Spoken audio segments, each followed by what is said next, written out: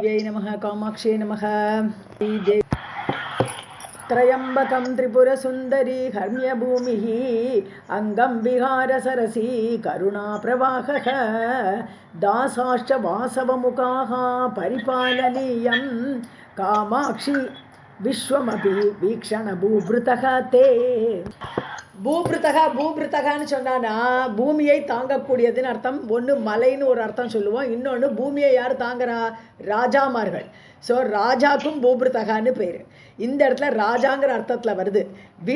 வீட்சண பூபிருத்தக, உன்னுடைய பார்வையாகப்பட்ட வீட்சணகா பூபிருத்தகா தே தேவியே ஹே காமாட்சி, உன்னுடைய பார்வையாகப்பட்ட ராஜா வந்து திரையம்பகம் திரிபுர சுந்தரின்னு கூப்பிட்றார். திரிபுர சுந்தரின்னு மூன்று லோகங்களுக்கும் சுந்தரியாக இருக்கக்கூடியவள், அழகானவள், மூன்று லோகங்கள்லேயே அழகாக இருக்கக்கூடியவள், திரிபுரத்துக்குமே சுந்தரியாக இருக்கக்கூடிய நீ ஹர்மிய பூமிகி, அதாவது உன்னுடைய ராஜாவுக்கு ஒரு ஹர்மியம்னா உப்பரிகைன்னு சொல்லுவோம், பால்கனின்னு சொல்லுவோம். ஸோ அந்த பால்கனி, ராஜாவுக்கு ஒரு இருக்கக்கூடிய பேலஸோட பால்கனி என்னன்னு சொன்னான்னா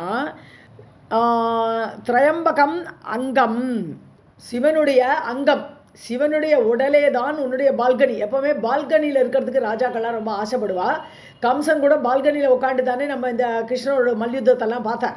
ஸோ ராஜாக்களுக்கு பிடித்தமான ஹர்மிய பூமின்னு சொல்கிறக்கூடிய அந்த இடத்துல யார் இருக்கான? சிவனுடைய அந்த அங்கம். அப்போ பார்வையுடைய அந்த பார்வை சிவனுடைய அங்கத்தில் போய் விழுகிறதுன்னு அர்த்தம் இங்க. ஸோ அதுதான் பால்கனியாக இருக்கிறது. அந்த பார்வைங்கிற கடாட்சத்தோடைய பால்கனி இவனுடைய சிவனுடைய அங்கமாகப்பட்டது. அதே சமயத்தில் ஒரு நீச்சல் குளம் வேணும். ராஜாவுக்கு ஒரு குளம் இல்லாட்ட என்ன அர்த்தம்? ஸோ விகார சரசி கருணா பிரவாக, ஸோ ராஜாவுடைய ஒரு பேலஸில் இருக்கக்கூடிய குளமாகப்பட்டது விகாரம்னது அப்படியே ஜலக்கிரீடை பண்ணுறதுக்குள்ள ஒரு குளம். அந்த சரசாகப்பட்டது உன்னுடைய கருணைன்னு சொல்கிறேன். கருணை பிரவகிச்சுட்டு வருதே உன்னுடைய பார்வையில், அதுதான் அந்த குளம், அந்த விகாரத்துக்குரிய ராஜாக்கள் விளையாடக்கூடிய குளமாக இருக்கிறது. பரிபாலனீயம் தாசாகா, நீ உன்னால் காப்பாற்றப்பட வேண்டியவர்கள். இப்போ ராஜான்னு சொன்னால் மக்களை பாதுகாக்கணும், அவருக்கு நிறைய டியூட்டி இருக்குது. மக்களை எல்லாரையும் பாதுகாக்கிற டியூட்டி, பரிபாலனம் பண்ணணும் வாழலாம்.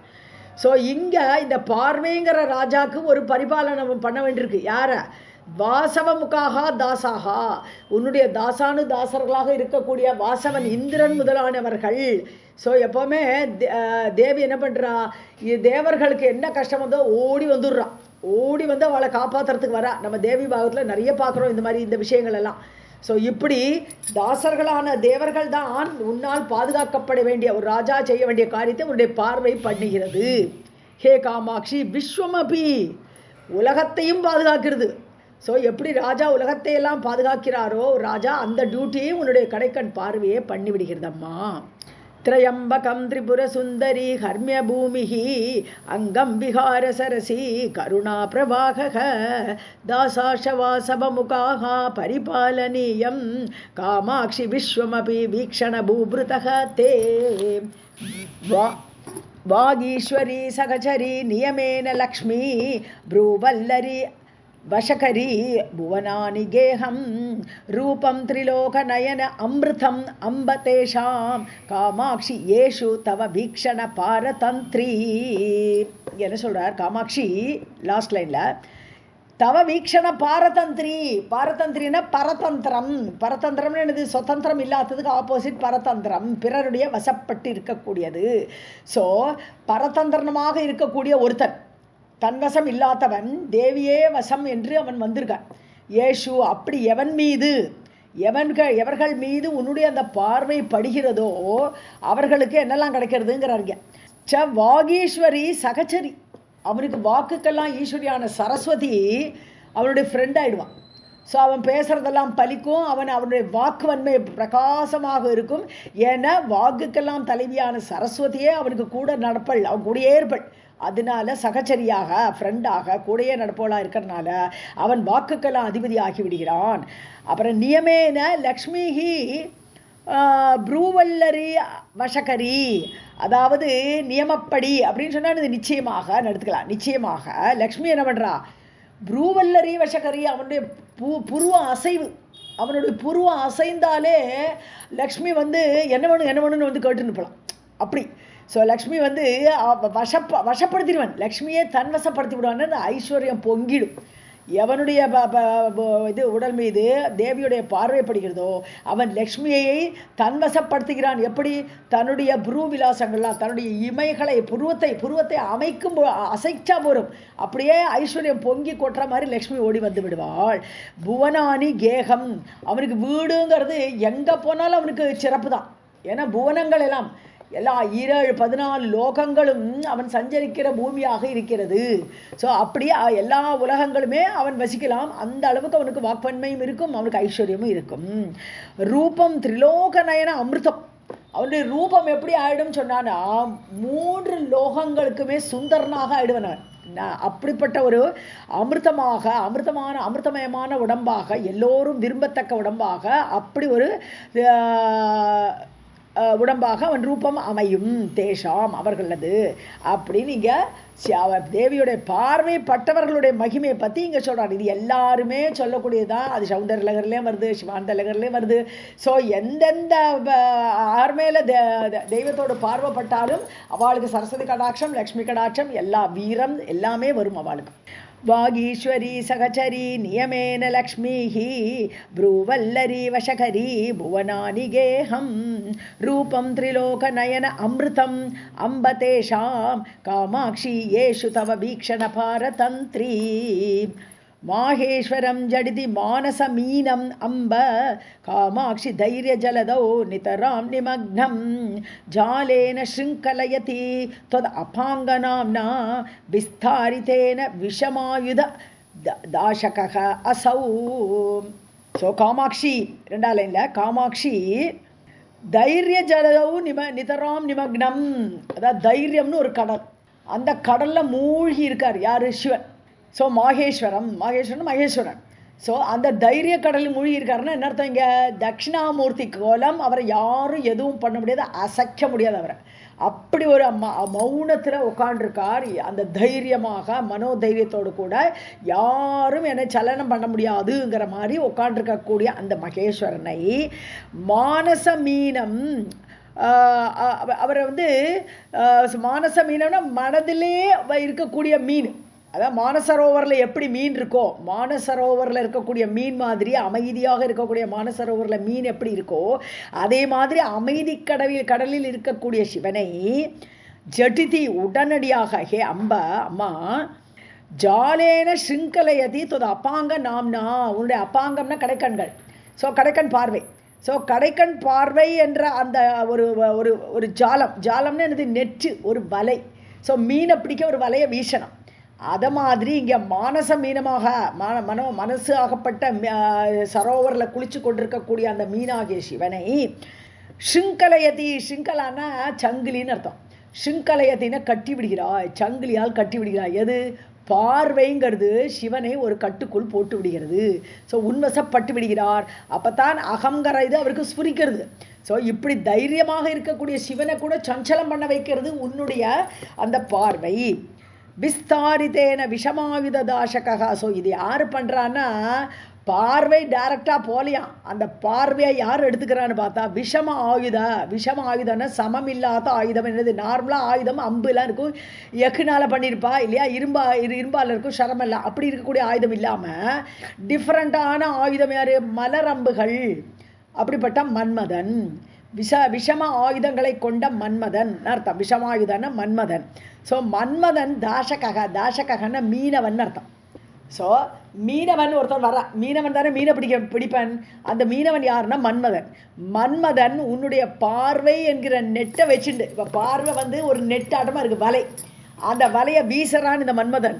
விஸ்தாரித்தேனா பறவை விட்டு விரித்து பிடிக்கிறான் அந்த மீனை, சிவன்கிற மீனை பிடிக்கிறான். அசௌ, இந்த மன்மதன்.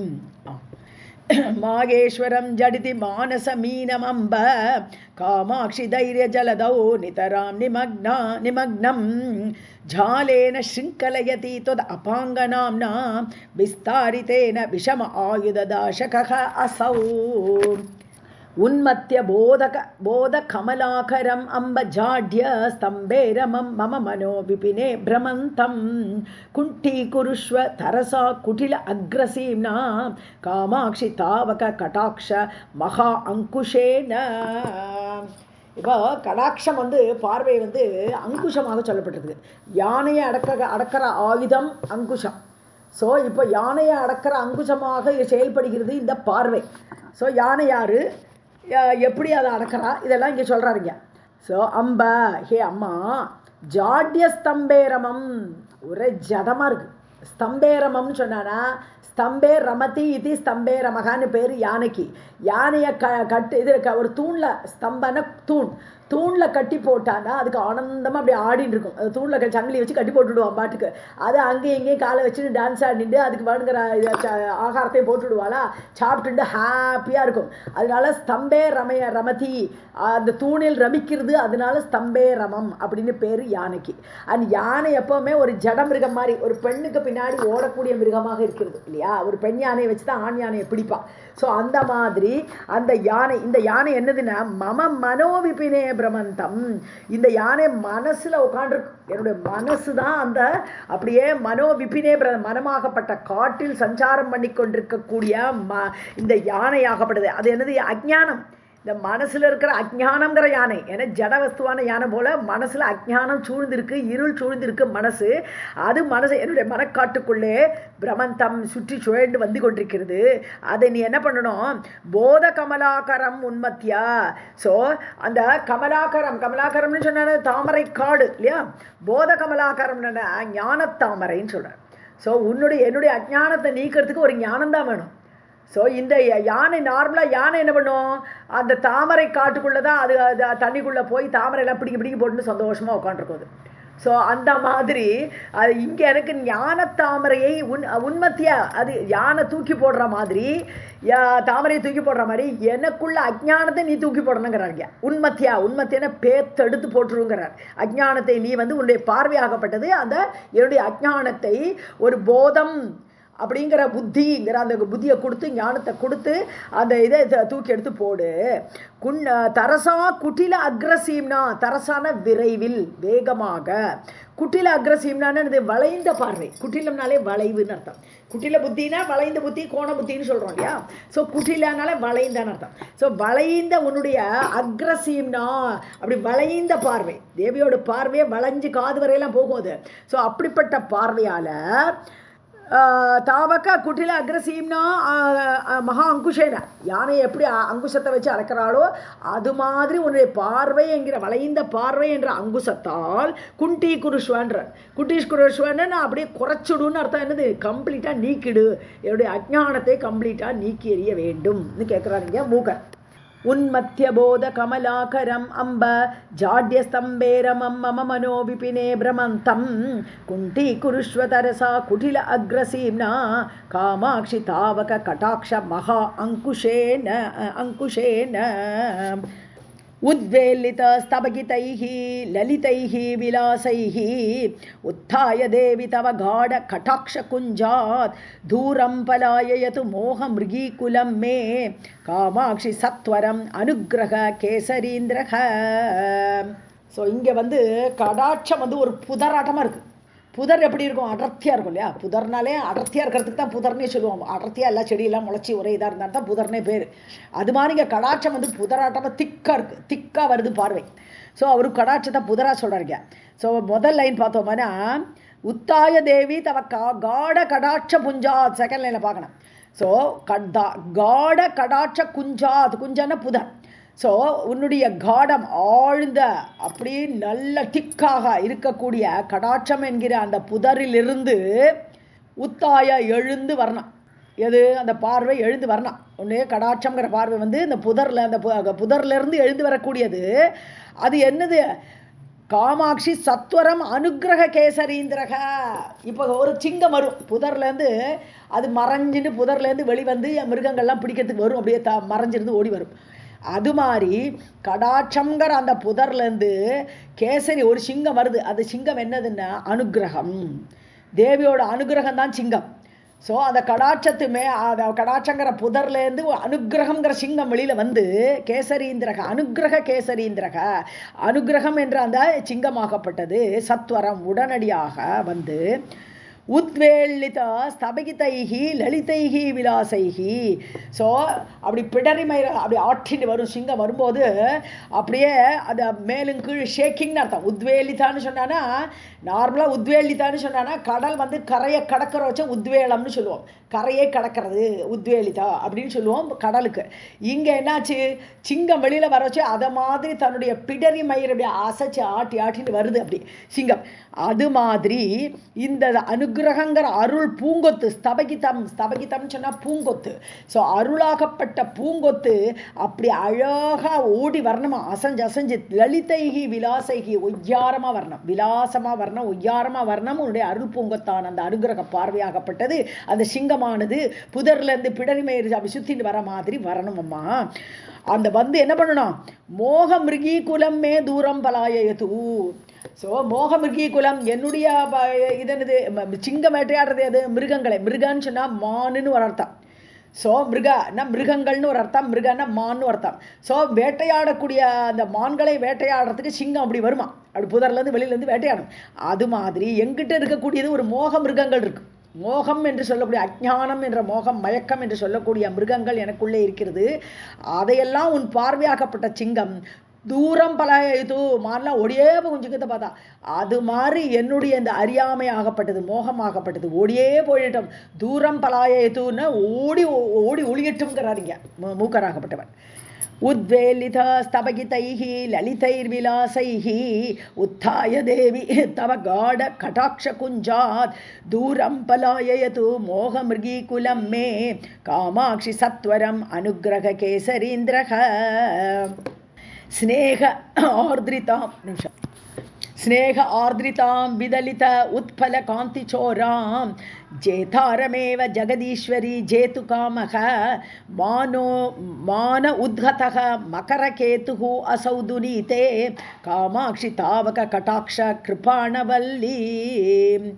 ஸோ இங்கே கிருபாணன்னு சொன்னான்னா கிருப்பணா வேற கிருப்பானா வேற. கிருப்பணான்னு சொன்னால் தீனமாக இருக்கக்கூடிய தன்மைக்கு கிருப்பணன்னு பேர். அர்ஜுனன் வந்து முதல் இதில் கீதையில் முதல்ல கிருப்பணனாக இருக்கான், ஐயோ ஒன்றுமே முடியாதுங்கிற மாதிரி விழுந்துடுறான் இல்லையா, சீட்டில் உட்காந்துடுறான் இல்லையா, அது கிருப்பணன். இது கிருப்பானான்னு சொன்னால் குத்திட்டி அல்லது குத்துவாள் அப்படின்னு பேர். ஸோ வாள். ஸோ அது மாதிரி வளைந்த கிருப்பான வள்ளி, அது குத்திட்டு வந்து குத்துவாள் வந்து இப்படி வளைஞ்சு தான் இருக்கும். அதை மாதிரி கிருப்பான வள்ளி, அதை மாதிரி வளைந்த கத்தி போன்ற கடாட்சம். ஸோ வளைந்த கத்தி போன்ற கடாட்சம்னா என்னது, வளைந்த கத்தி அப்படி இருக்கிற மாதிரி வளைந்த பார்வைன்னு எடுக்கணும். ஹே காமாட்சியே தாவக கடாட்ச கிருபானவல்லி, உன்னுடைய கடாட்சம் என்கிற இந்த இந்த கத்தி ஆகப்பட்டது. ஸ்நேக ஆர்திரிதாம், அது ஸ்நேகத்தோடு இருக்கும். கத்தி வந்து ஸ்நேக ஆர்திரிதாம், கத்திக்கு எப்படி ஸ்நேக ஆர்திரிதாம்னா ஸ்நேகன்னா ஆயில்னு அர்த்தம், எண்ணெய்ன்னு அர்த்தம். ஒரு கத்தியை யூஸ் பண்ணுறச்சோ எண்ணெயெல்லாம் தடவி நல்லா ஷார்பன் பண்ணுறதுக்கு முன்னாடி எண்ணெயெல்லாம் தடவி ஷார்பன் பண்ணுவாள்.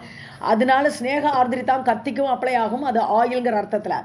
இங்கே ஸ்நேக ஆர்திரிதாம்னு சொன்னான்னா ஸ்நேகத்தோடு கனிவோடு இருக்கக்கூடிய பார்வைன்னு அர்த்தம். பார்வைக்கு கனிவுங்கிற அர்த்தம். ஸ்நேகமோடு ஃப்ரெண்ட்ஷிப்பாக, ஏன்னா ஆயிலே ஈசிக்குவியா அது ஒட்டிக்கும், அது மாதிரி ஸ்நேகமும் அப்படி தானே, ஸ்நேகமாக இருக்கிறதுனாலே ஒட்டிக்கிறது ஆயில்ங்கிற அர்த்தம் தான் அது. அப்படி அந்த மாதிரி அந்த கனிவோடு இருக்கக்கூடிய பார்வை.